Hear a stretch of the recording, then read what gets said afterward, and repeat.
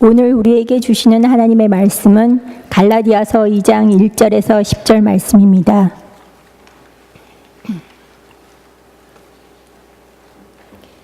갈라디아서 2장 1절에서 10절 말씀 봉독하겠습니다. 14년 후에 내가 바나바와 함께 디도를 데리고 다시 예루살렘에 올라갔나니 계시를 따라 올라가 내가 이방 가운데서 전파하는 복음을 그들에게 제시하되 유력한 자들에게 사사로이 한 것은 내가 다름질하는 것이나 다름질한 것이 헛되지 않게 하려 함이라. 그러나 나와 함께 있는 헬라인 디도까지도 억지로 할례를 받게 하지 아니하였으니 이는 가만히 들어온 거짓 형제들 때문이라. 그들이 가만히 들어온 것은 그리스도 예수 안에서 우리가 가진 자유를 엿보고 우리를 종으로 삼고자 함이로되 그들에게 우리가 한시도 복종하지 아니하였으니 이는 복음의 진리가 항상 너희 가운데 있게 하려 함이라. 유력하다는 이들 중에 본래 어떤 이들이든지 내게 상관이 없으며 하나님은 사람을 외모로 취하지 아니하시나니 저 유력한 이들은 내게 의무를 더하여 준 것이 없고 도리어 그들은 내가 무할례자에게 복음 전함을 맡은 것이 베드로가 할례자에게 맡은 것 같은 것을 보았고 베드로에게 역사하사 그를 할례자의 사도로 삼으시니가 또한 내게 역사하사 나를 이방인의 사도로 삼으셨느니라. 또 기둥같이 여기는 야고보와 게바와 요한도 내게 주신 은혜를 알므로 나와 바나바에게 친교의 악수를 하였으니 우리는 이방인에게로 그들은 할례자에게로 가게 하려 함이라. 다만 우리에게 가난한 자들을 기억하도록 부탁하였으니 이것은 나도 본래부터 힘써 행하여 왔노다. 이 말씀은 살아계신 하나님의 말씀입니다. 아멘. 여러분의 기도 가운데에 지난 인도 선교 여행을 너무 잘 갔다 왔습니다. 열흘 동안 한 4일 정도는 이제 뭐 왔다 갔다 하고 뭐 교통으로 했지만 거기 가서 한 6일 동안 사역을 했는데요.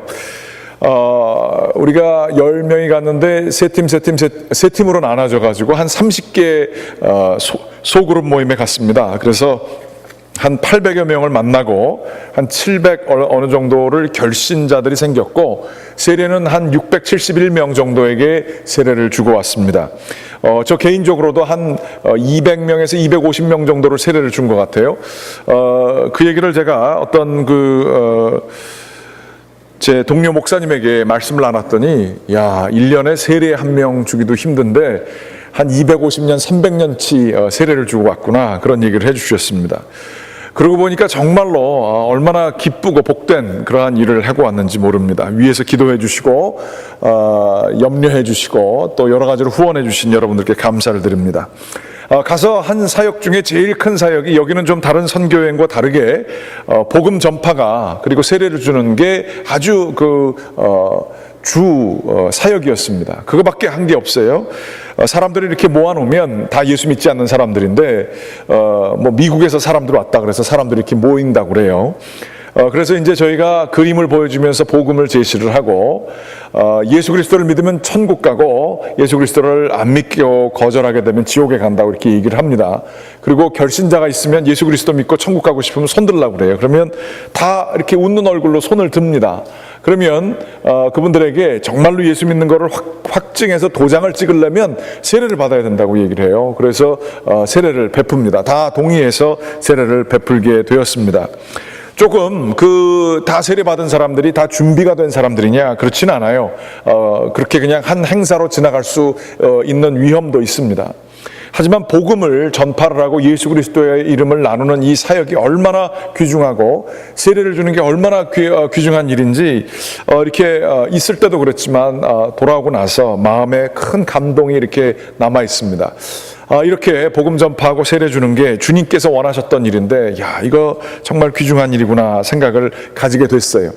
그러면서 부활절이 끝나고 이제 새로운 설교 준비를 하고 있는데 아주 이 복음이 뭔가, 복음을 전파한다는 게 뭔가, 복음의 그 능력이 뭔가에 대해서 깊이 이렇게 생각하게 됐습니다.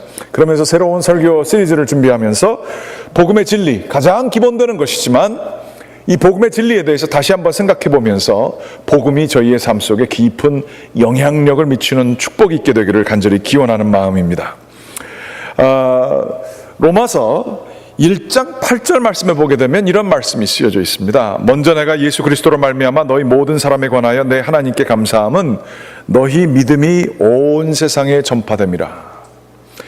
벌써 이 사람들은, 로마에 있는 지역에 있는 사람들은 복음을 접했고요, 그 다음에 믿음을 가졌습니다.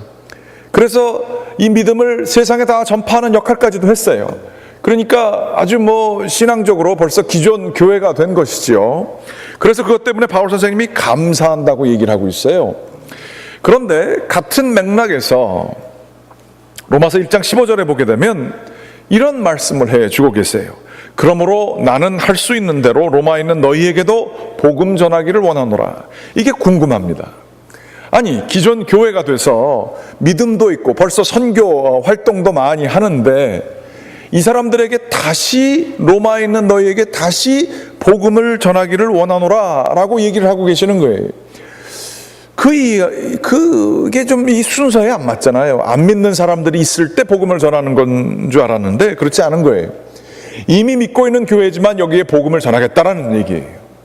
그 이유는 무엇인가? 1장 11절 말씀해 보게 되면 이렇게 쓰여져 있습니다. 내가 너희를 보기를 간절히 원하는 것은 어떤 신령한 은사는 이게 하늘로부터 내려온 카리스마, 우리가 생각하는 그 카리스마가 아니라 선물이란 뜻입니다. 하늘로부터 내려온 신령한 선물을 너희에게 나누어 주어 너희를 견고하게 하려 합니다. 이런 얘기예요. 다시 말하자면 복음이 선물이고요, 이 선물이 사람들을 견고하게 한다는 것이에요. 복음은 우리 신앙생활할 때 처음 듣는, 예수 그리스도가 우리를 사랑해 주셔서 십자가에 못 박혀 돌아가셨고 우리는 의롭다 하심을 얻었습니다. 처음 신앙생활할 때만 듣는 이야기가 아니라 기존 신자들에게도 이 복음의 그 선물됨, 이 복음을 받게 될 때 우리가 견고하게 되는, 이것을 나누기를 원하는 바울 선생님의 마음이 있다라고 하는 이야기지요. 특별히 더 이어서 나오는데 이 성경 구절을 같이 한번 읽게 되기를 원합니다. 1장 16절 말씀입니다. 같이 로마서 말씀 읽어보겠습니다. 시작. 내가 복음을 부끄러워하지 아니하노니 이 복음은 모든 믿는 자에게 구원을 주시는 하나님의 능력이 됨이라. 거기까지만 보겠습니다. 헬레인에게로다. 이 16절에 보게 되면 복음은 구원을 주시는, 모든 믿는 자에게 구원을 주시는 하나님의 능력이 됨이라. 복음은 gospel, good news is the power of God. 복음은 하나님의 능력이다, 이렇게 얘기하고 있어요. 그러므로 이 은사, 능력되는 이 복음을 사람들이 듣게 될 때에 이 복음은 우리에게 뭔가 새로운, 견고하게 하고 단단하게 하는 그런 능력이 있다는 거예요. 다시 말하자면 우리가 십자가, 이 복음으로 상징되는 가장 중요한 그 심벌이죠. 이 십자가가 그저 하나의 짧은 단순한 교리, 이걸로 끝난다는 게 아니에요. 이 복음은 하늘로부터 내려온 선물이고 우리 인간이 이렇게 생각해가지고 얻을 수 있는 자연적인 지혜가 아닌 것입니다. 또 이 복음은 그것을 묵상하고 내 마음속에 깊게 받아들이면 받아들일수록 능력이 되는 것이기도 하다라는 얘기예요. 이 복음이 심플리 그냥 예수를 믿게 되는데 하나의 그 어떤 교리로서 그냥 마음으로, 머리로서 동의하는 정도가 아니라 힘이 있는 무엇이라는 것이죠. 또 골로새서 1장 5절 6절 말씀에 보게 되면 이런 말씀이 쓰여져 있어요. 너희를 위하여 하늘에 쌓아둔 소망으로 말미암음이니 곧 너희가 전에 복음 진리의 말씀을 들은 것이라. 이 복음이 이미 너희에게 이름에 너희가 듣고 참으로 하나님의 은혜를 깨달은 날부터 너희 중에서와 같이 또 온 천하에서도 열매를 맺어 자라는도다. 복음은 능력이 되는데 이게 우리 속에 계속 있게 되면 이게 열매처럼 자란다라고 성경 말씀은 전해주고 계신 것입니다. 복음이 우리 안에서 자라고 계심을 느끼십니까?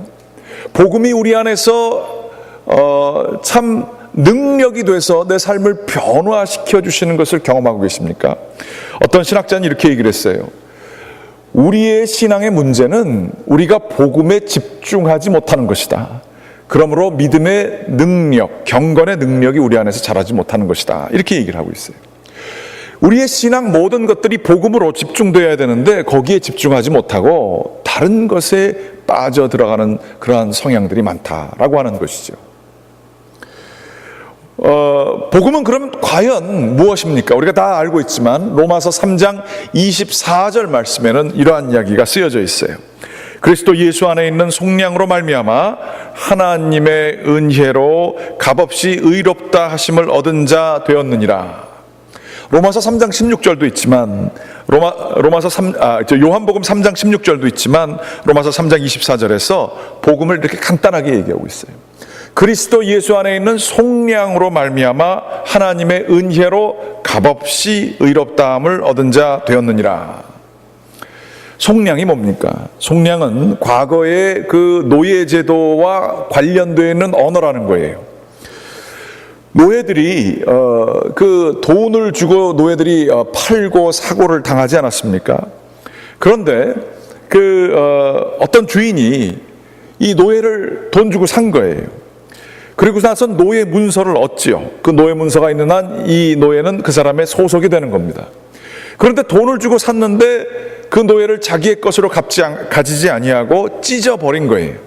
그래서 이 노예 보고 너는 이제 자유다. 누구에게 팔고 사는 존재가 아니라 너는 자유한 존재다.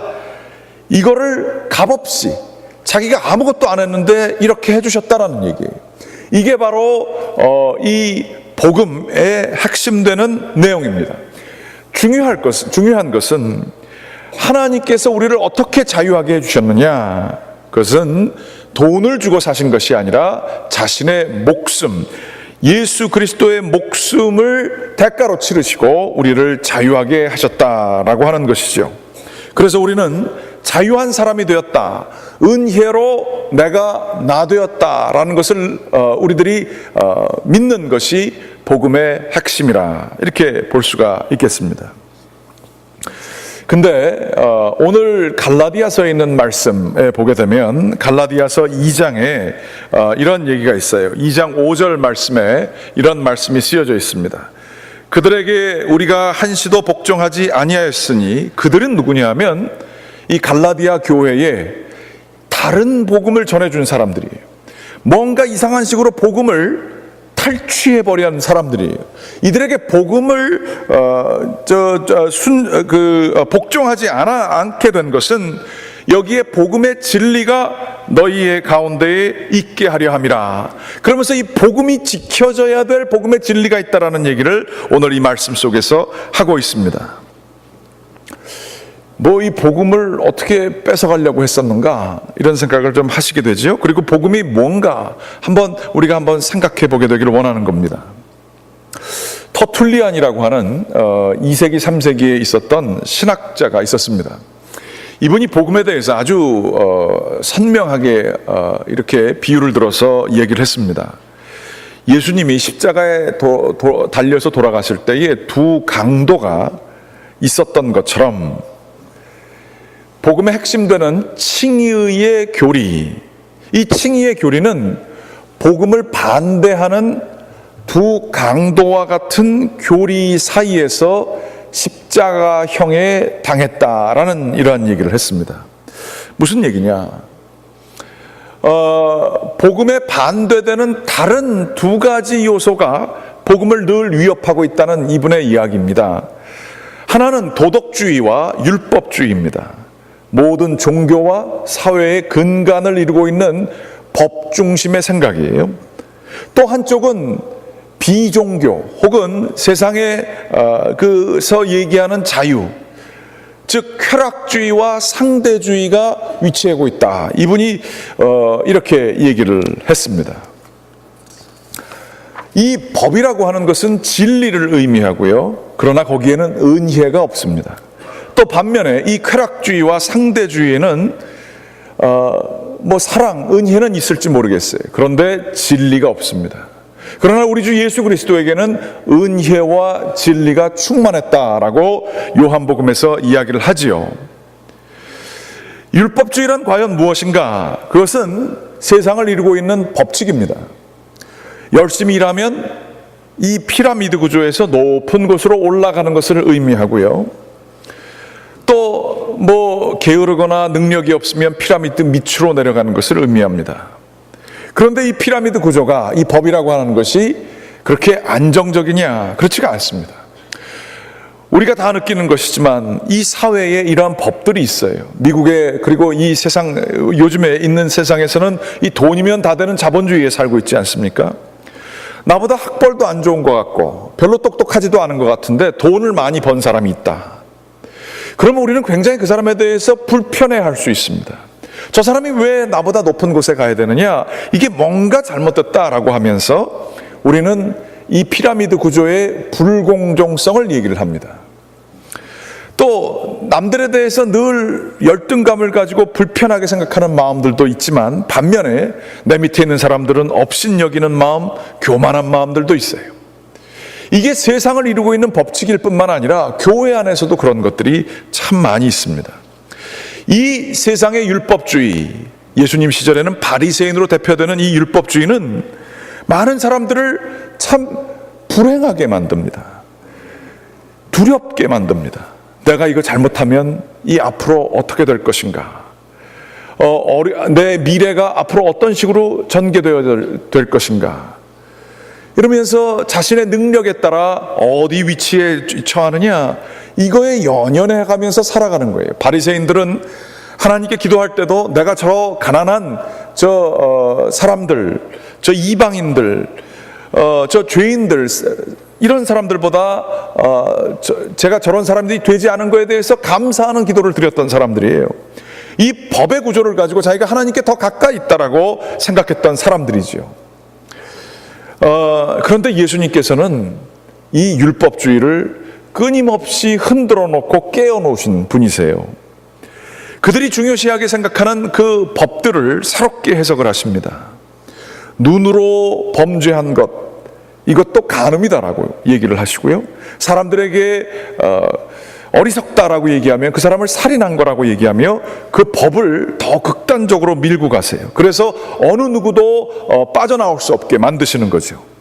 의인은 없나니 하나도 없다, 이러한 말씀도 바로 그러한 같은 맥락입니다. 그들이 중요하게 생각하는 법은 하나님의 입장에서 보게 될 때에 모두가 다 죄인인데 그렇게 자기가 잘난 줄 알고 있는 것들은 허망한 것이다 라는 얘기죠. 그러면서 예수님께서는 이 세상이 가지고 있는 율법주의 사회에서 낙오된 자들에게 그렇게 관심이 많으십니다. 가늠하다 잡힌 여인을 살려주시고요, 사람들이 정죄하는 그 세리를 그 집에 가서 식사를 하셔야겠다라고 하며 삭개오를 위로하시는 분을 볼 수가 있어요. 문둥병자를 방문해 주셔서 사회 속으로, 그 사람들 네트워크 속으로 다시 불러 모아 주시게 되죠. 치유를 하심으로. 늘 이 율법주의에 갇혀져 있는 세상의 방식을 깨어부시는 분이 예수 그리스도십니다. 그래서 교회 안에서 정말로 그 형제 자매라고 부르며 세상의 세속적인 그 자리매김이 교회에서는 이루어지지 말아야 된다라고 얘기하는 이 이야기는 복음이 교회 안에서 지배를 해야지, 세상의 정치적인, 사회적인 지위, 경제적인 지위를 가지고 교회에서 결코 그런 것들이 지배하면 안 된다라고 하는, 율법 가지고는 안 된다라고 하는 것이 이 복음의 그 메시지라고 볼 수가 있습니다. 그런데 이 반면에 다른 쪽은 무엇이냐? 상대주의 혹은 쾌락주의예요. 세상에서는 이 쾌락을 추구해서 나갑니다. 이 율법주의로 대표되어지는 것은 그 큰 돌아온 탕자 얘기 중에 큰 형이죠. 열심히 일했기 때문에 일한 사람이 보상을 받아야 되는데 왜 일하지 않은 돌아온 탕자가 아버지에게 의해서 큰 잔치를 받게 되느냐? 그걸 따지는 율법주의의 사람이에요. 그런데 그 반대쪽에는 무엇이 있느냐? 있는 것을 탕진해버리려고 하는 쾌락주의적인 삶이에요. 혹은 여기에서는 상대주의적인 그 모습이 있어요. 이 세상에 옳고 그른 거는 내가 선택하는 거예요. 각자 개인이 자기가 믿을 만한 생각을 가지고 세계관을 가지고 옳고 그른 거를 선택하는 거예요. 그러므로 절대적으로 옳은 것도 없고 절대적으로 틀린 것도 없어요. 심지어 교회 안에도 이렇게 들어옵니다. 하나님께서 우리에게 주신 진리의 말씀이 있어요. 그런데 그 진리의 말씀이 별로 안 중요해요. 내가 원하는 식대로 내 뜻대로 하나님도 믿는 경우들이 참 많이 있어요. 상대주의입니다. 절대적으로 옳고 그름의 문제를 자꾸만 다름의 문제로 바꾸기도 해요. 그러면서 요즘 세상 사람들이 많이 얘기하죠. 옳고 그름을 자꾸 얘기하는 사람들은 저지멘탈하다고 그래요. 저지멘탈하다 그러면서 교회 사람들은 너무 저지멘탈하다고 이렇게 얘기를 해요. 그런 면도 있죠. 율법주의적으로 흐른 경우에 그렇습니다. 그러면서 거기에 숨겨져 있는 메시지는 뭐냐면 우리는 그냥 다를 뿐이다라는 거예요. 그저 좀 다른데 나는 좀 다른 식으로 신앙생활하고 나는 하나님을 믿지만 좀 다른 식으로 믿어보겠다라고 얘기를 하는 거예요. Everything is okay. I'm okay, you are okay, we are okay. 그렇게 나가는 거예요. 다 괜찮은 거예요. 이 메시지가 아이고 참 평화롭고 모든 사람들을 사랑해 주게 하는 메시지 같지만 이것도 예수님 반대편에 있는 강도와 같은 메시지인 거예요. 하나님 얘기를 할 때 저는 미국 교회를 가서 오래 섬겼지 않습니까? 죄에 대해서 얘기하면 굉장히 불편해해요. 하나님은 사랑이시다라는 얘기만 하기를 좋아해요. 한국 교회는 너무 또 율법주의적으로 자꾸만 혼내고 그런 경우도 있고 아니면 극단적인 그 보수적인 기독교에서 너무 율법적으로 가는 반면에 제가 섬겼던 교회들은 너무 그냥 이렇게 다 자유주의적인 걸 가지고 다 오픈해 놓고 그래요. 그런데 이 두 가지가 다 문제가 있다는 거예요. 이 모든 게 사랑으로 다 이렇게 받아들이는 것, 모두가 다 옳다 이렇게 하는 얘기는 진리에 대해서 집착하는 진리에 대한 열정이 없어요.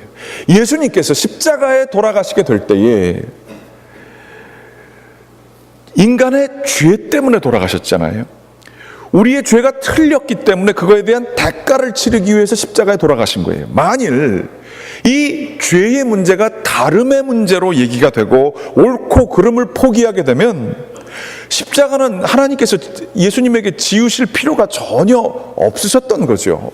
그냥 하나님의 능력으로 그냥 다 사랑으로 받아들이셨으면 되는 거예요. 십자가는 사랑의 상징이기도 합니다. 우리를 공짜로 은혜로 우리를 구원해 주시는 모습이기도 하지만 십자가는 철저한 하나님의 정의, 의롭지 못한 인간들, 자기의 힘으로 그것을 추구할 수 없는 사람들을 하나님의 정의로 벌하시는 것을 십자가에서 예수 그리스도에게 주심으로 해결해 주시는 그것이 바로 십자가예요. 값비싼 사랑이죠. 값싼 그 은혜를 값싼 것으로 만드는 것이 바로 이러한 상대주의 자유주의적인 이해라고 할 수가 있습니다.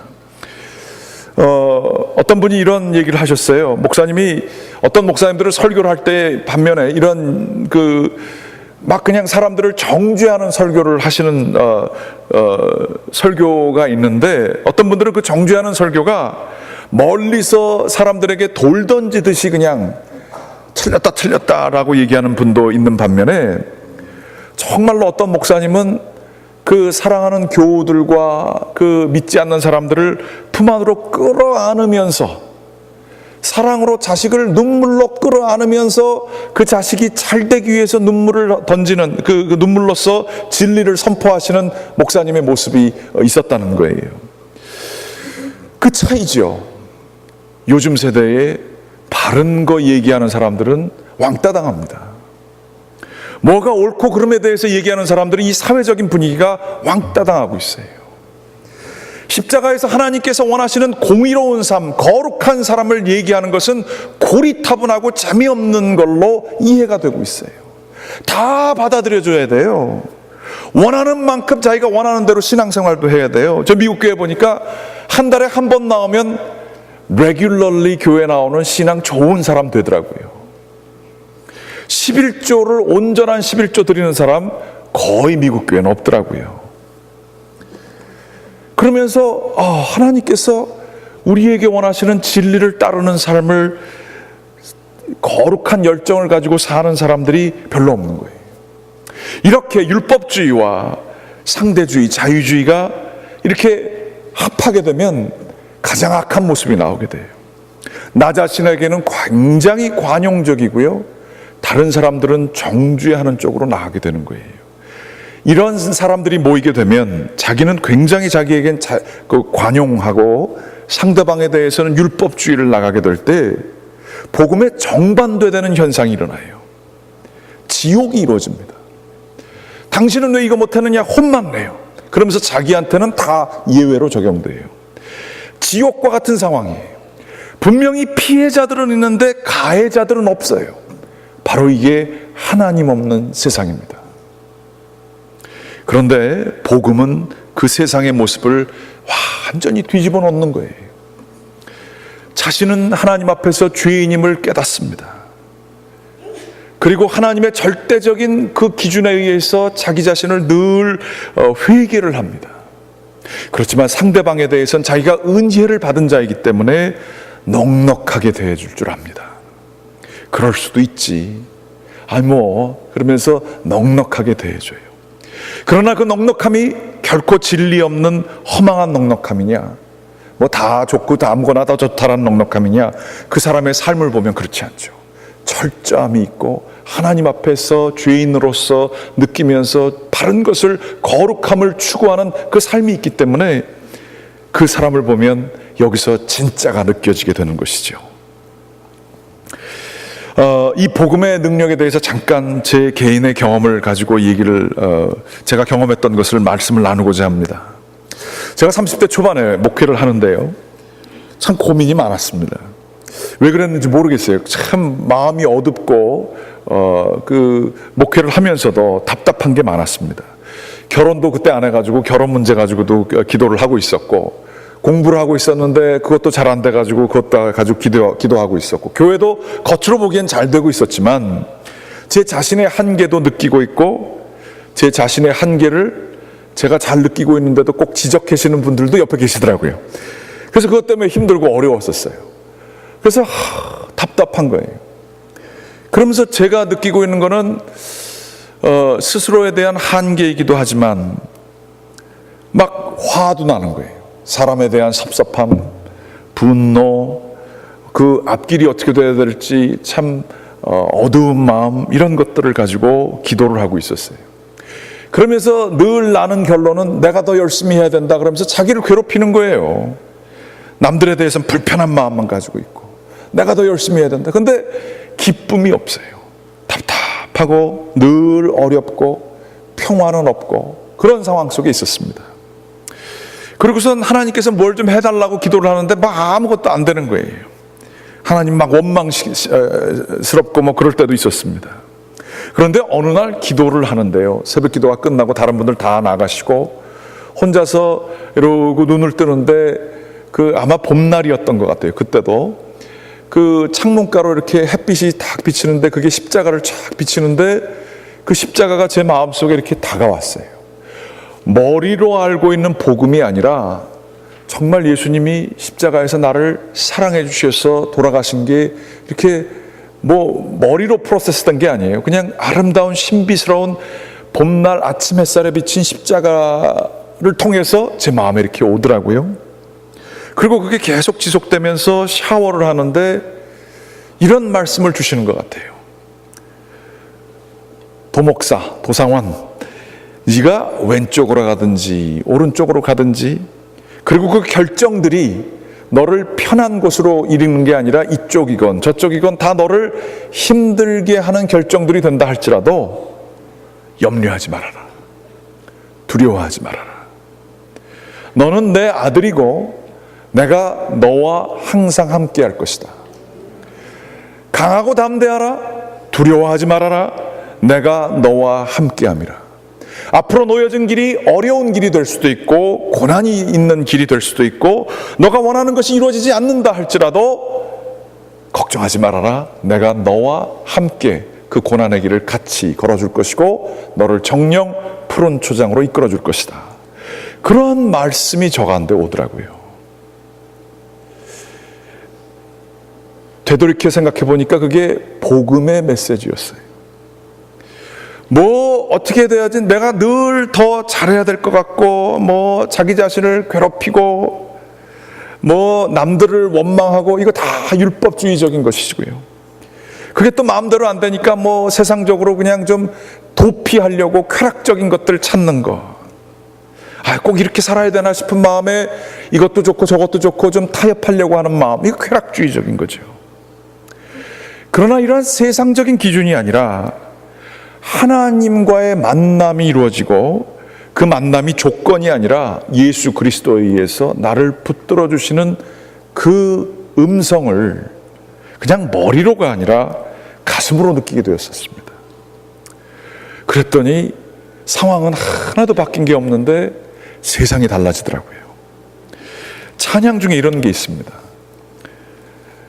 한량없는 은혜, 갚을 길 없는 은혜, 내 삶을 애워싸는 하나님의 은혜. 여기서 내 삶을 애워싸는 하나님의 은혜.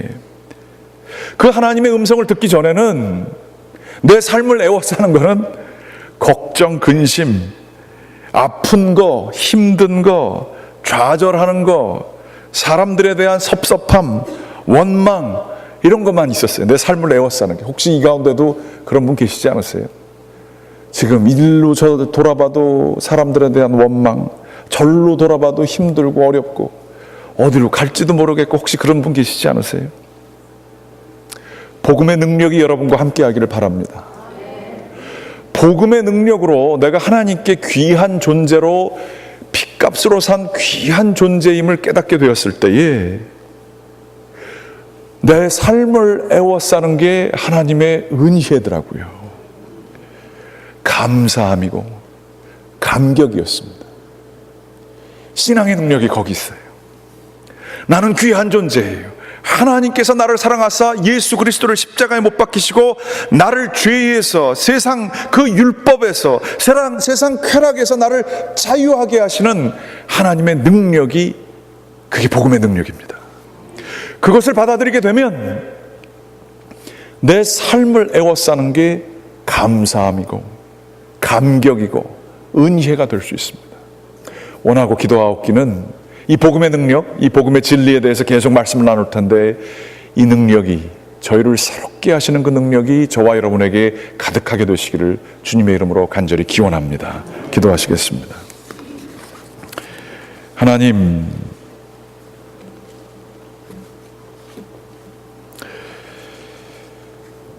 복음이 저희 삶 속 깊은 곳에 자리 잡게 인도하여 주시옵소서.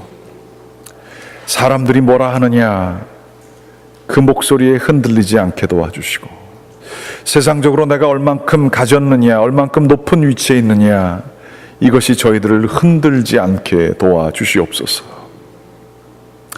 세상의 것을, 쾌락을 추구하며 주님이시여 모든 것을 편하게 다 옳고 그름 없이 살아가는 이 세상 속에서 진리를 붙들게 하시고 거룩함을 열망하게 하는 저희가 될 수 있도록 또한 인도하여 주시옵소서. 아버지 하나님, 저희 갈보리 교회가 그 어느 때보다도 더 복음의 능력에 깊이 자리 잡을 수 있도록 인도하여 주시옵소서. 예수 그리스도의 이름으로 기도드렸습니다. 아멘.